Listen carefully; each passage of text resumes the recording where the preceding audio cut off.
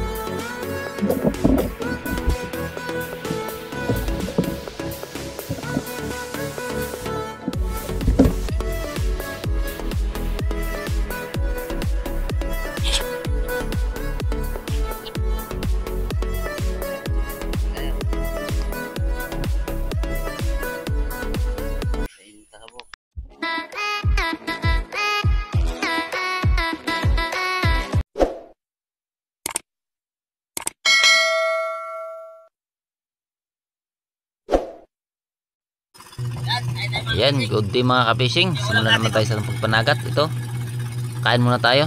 Mayroon tayong ulam, naghilaw. So mayroon tayong tuyo. Yan, yung kanin natin.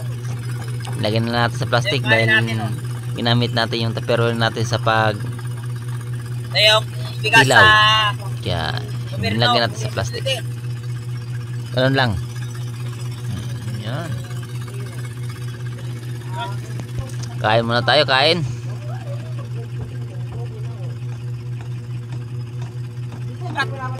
Medyo maingay lang dito sa amin mga ka-fishing dahil umaga ako nag-edit.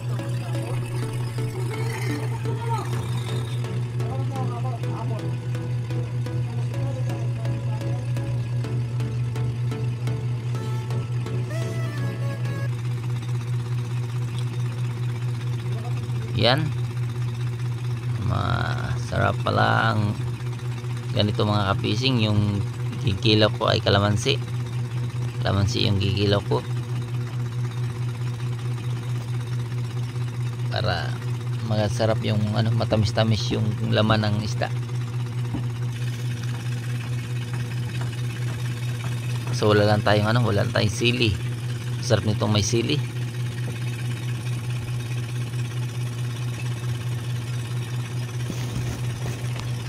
Nakabili ng sili.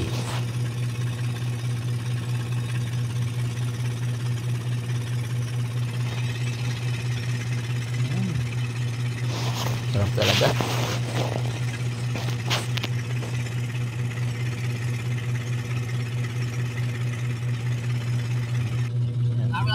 Tapos na tayo magkain. Ito na naman yung mga ka-fishing. Tayo magsimula, magkape muna tayo.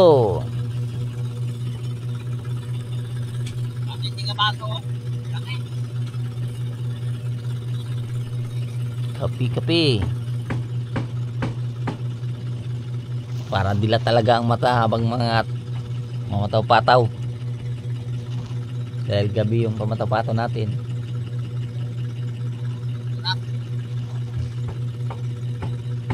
Kailangan natin to.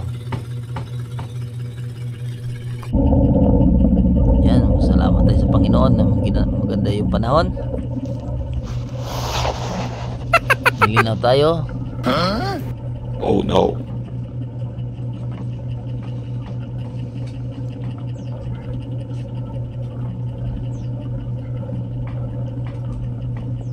Yeah. Sarap maghigop ng kape habang bumabiyahe. Kasi kung mayroon kang kinakain habang bumabiyahe o inihigop o nagkakape ka, hindi mo mamalayan yung darating ka na sa destinasyon mo. Kahit na dandaan lang yung takbo mo, mayroon kang ginagawa, hindi mo mamalayan. Pero kung wala, kailangan mo bilisan kasi may inip ka, hindi ka makasave. Yan. Simula na tayo mga kapising sa ating panagat. Ito, area ko na yung payaw ko. Ito naman yung patapon ko, yung pampalit ko ng para makuha natin yung pusit.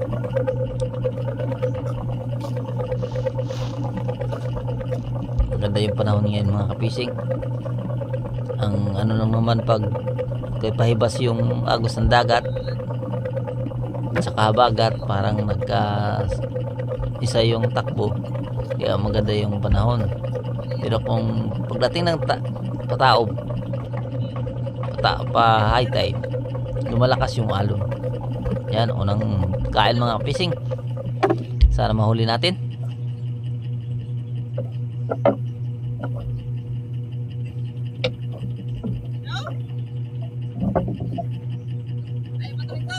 Yan pala, suminyas ako kay Buboy nga doon sa kabila mag-area, pero ang gusto nila doon sa kabila dahil andun yung kain daw. Sige, ayun, huli natin.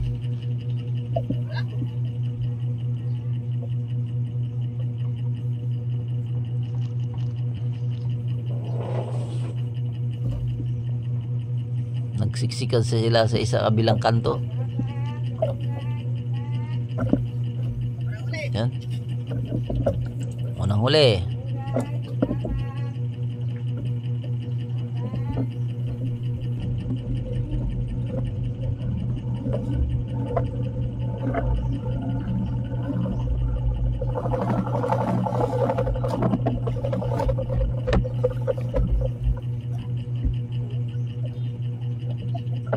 Itong pangalawang huli natin.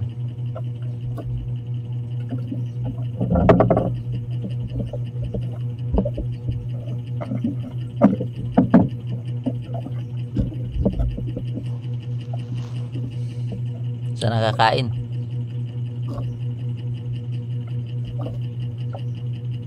Ay, yan.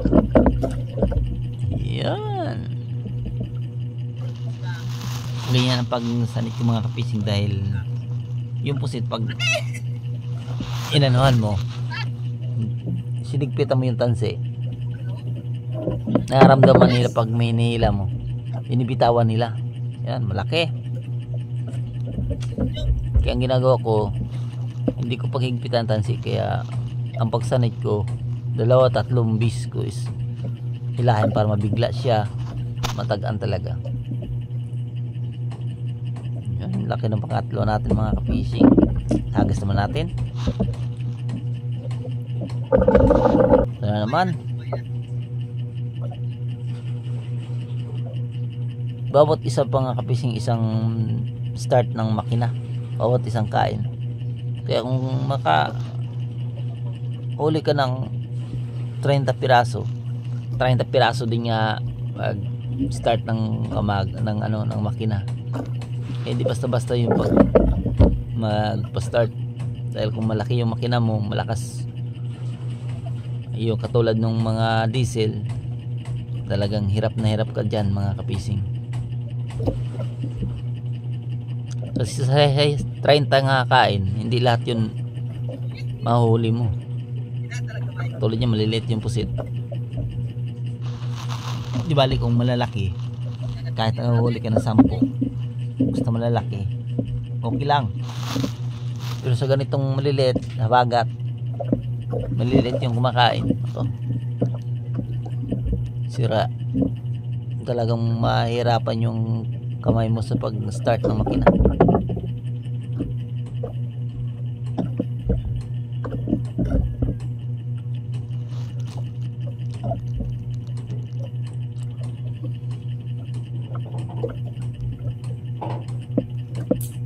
Yan.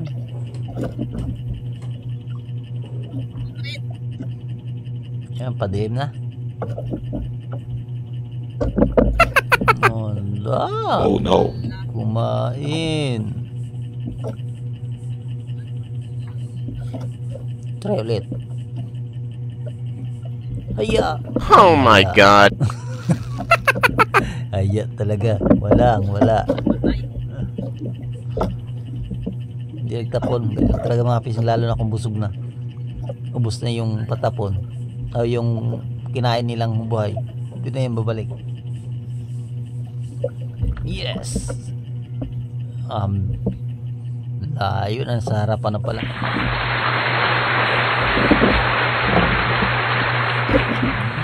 Lapit na.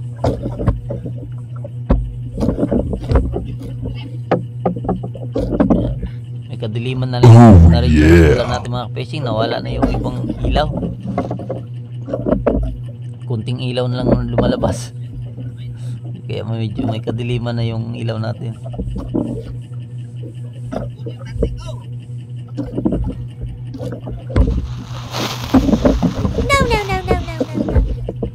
Uh-oh.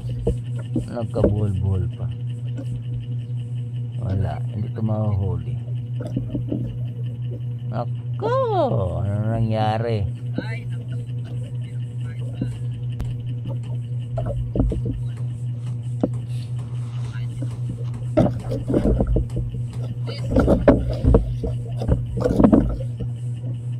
Buti na lang nahuli.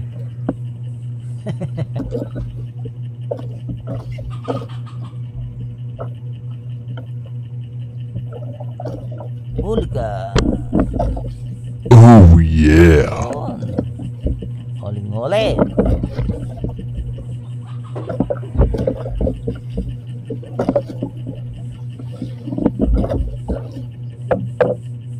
Yan. Matagal ka makaisa kakilo nito. Sa ganito aliliit.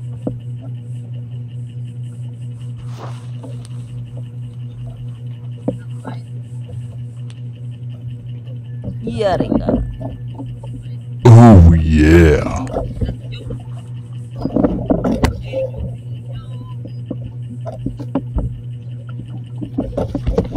Huli pa rin.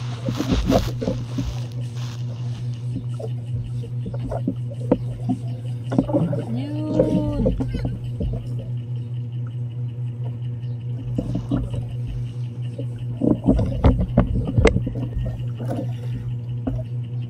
Next.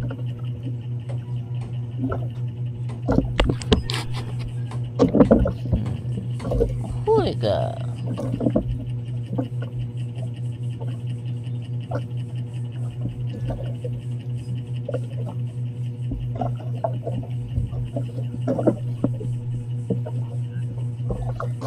Huli pa rin.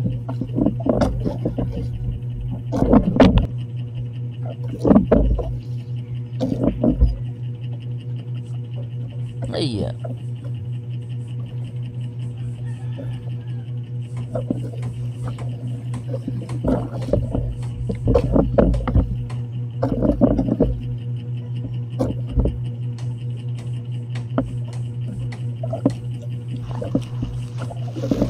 Ganito lang mga ka-fishing yung paghuli ng pusit.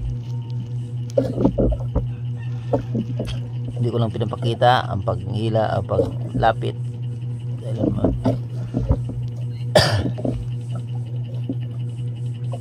tapot.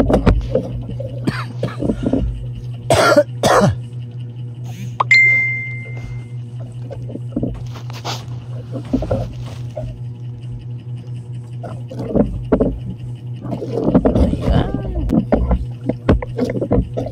Shoutout nga mga kapising, lalo na kay Chris TV. Maraming salamat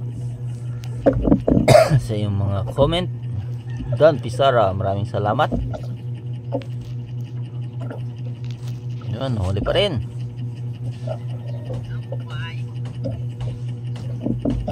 Kay Chris na Kudira, maraming salamat sa mga comment nyo dyan. Maraming salamat sa panonood.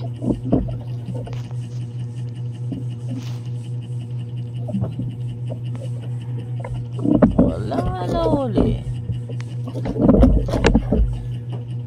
Ito na naman. Ito rin.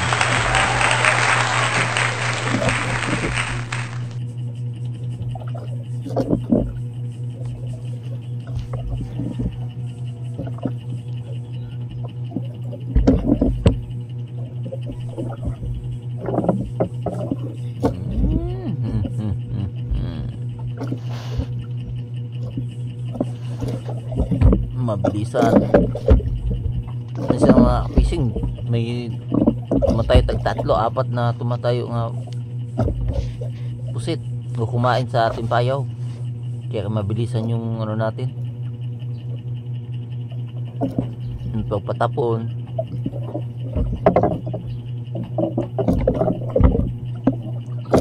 Ganito yung kakulit yung sa ganyang kalalaki. Makukulit na. O ubusin yung pain mo kagad. Kailangan maramihan yung pain mo.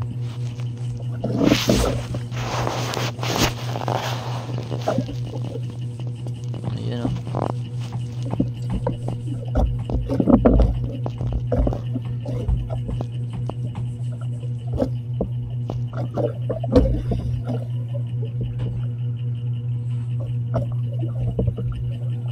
Sarap naman.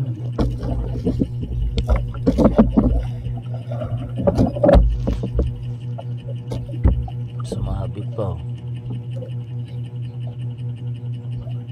Sabi nga sumabit eh.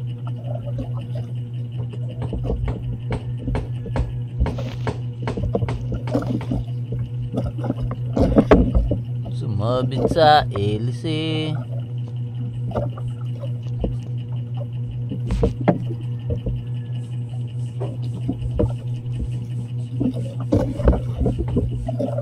Mayroon nagpupokpok sa kapitbahay. Narinig natin. Nako. Huli ko rin.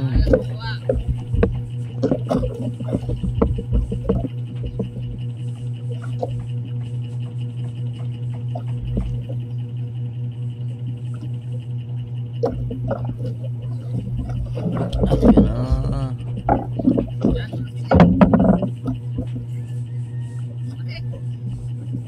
Huli ka. Talaga naman.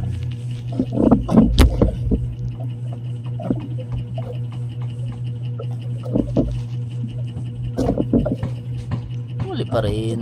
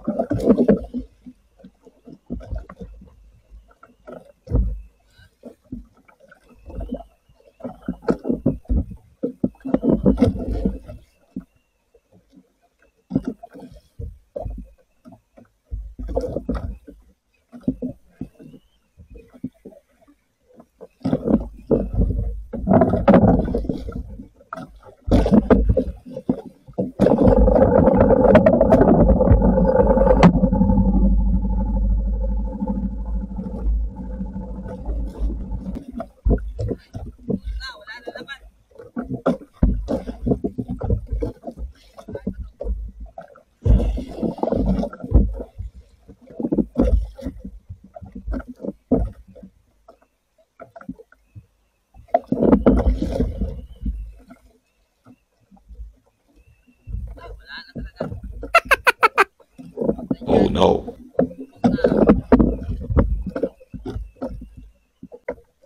Kumain mga kabising. Kumain niya. Namaklaan na lang talaga.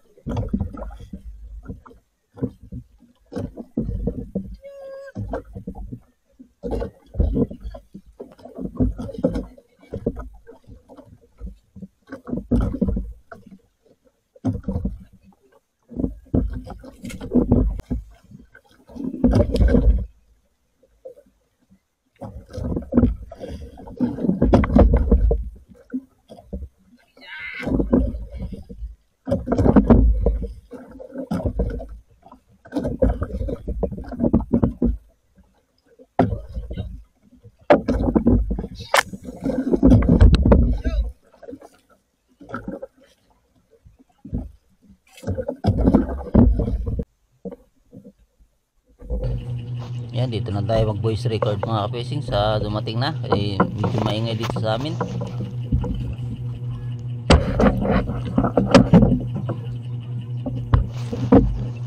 Ito na yung huli natin. Lagyan na natin sa balde.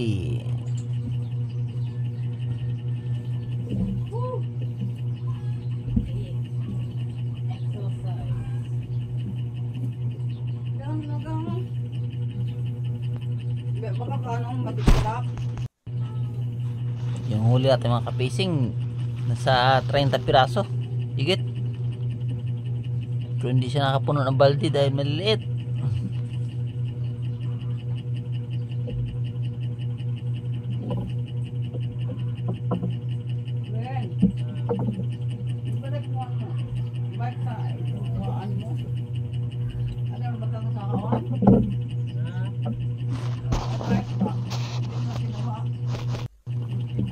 Ayan, ito lang yung mga fish yung huli natin. Hindi siya nakapuno ng balde pero marami na rin.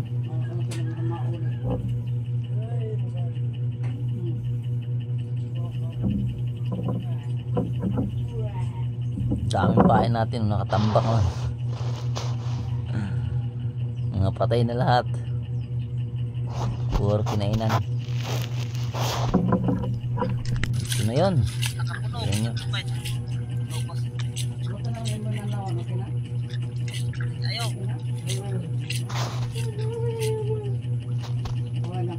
Hugasan natin, hugasan para malinis.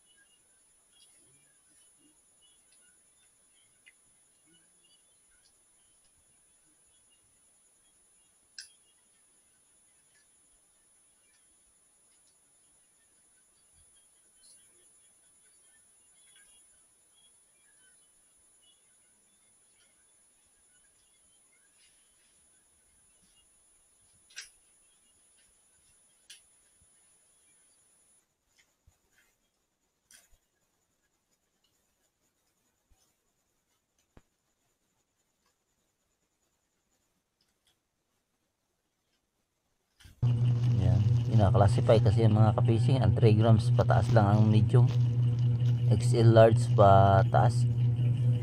Yung hindi umabot ng 3 grams yan, small sila lahat. Napakamura ng small. Dati ay 300 yung small, ngayon nag 217 lang ang kuha nila. Pero yun sa kabila 320 pa rin. Saka amuhan lang namin yung mababa. Hindi namin alam bakit sila bumaba.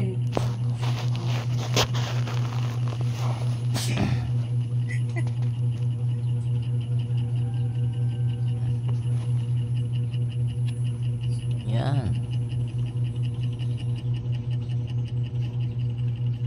50 pesos talaga ang pagitan sa kabilang timbangan at sa kanila. Ito na yung binta natin. Ito lang yung huli natin. XL, ano yung media? XL natin, ano yung Medium media lang. dos. Medium dos. 35. Small ay 4. Small natin, 4.85. Kaya 2,700 yung binta natin. Mga kapising. Kaya natin ng 500. Yan ang 2,700. Bumaba yung binila ng small. Kaya ganun mga salamat mga presyo. fishing sa walang sawang support Malapit kami siya mag at panonood. 5 kilos pero bintay na mabot ng 3,000. Ito ay mga kapising. Ayan, bye bye. Talaga namang maliliit. Tumimba na tayo ng Yan, maraming salamat dalawang mga pirasong kapatid sa inyong mga suporta. XL, 1 kilo. Yan.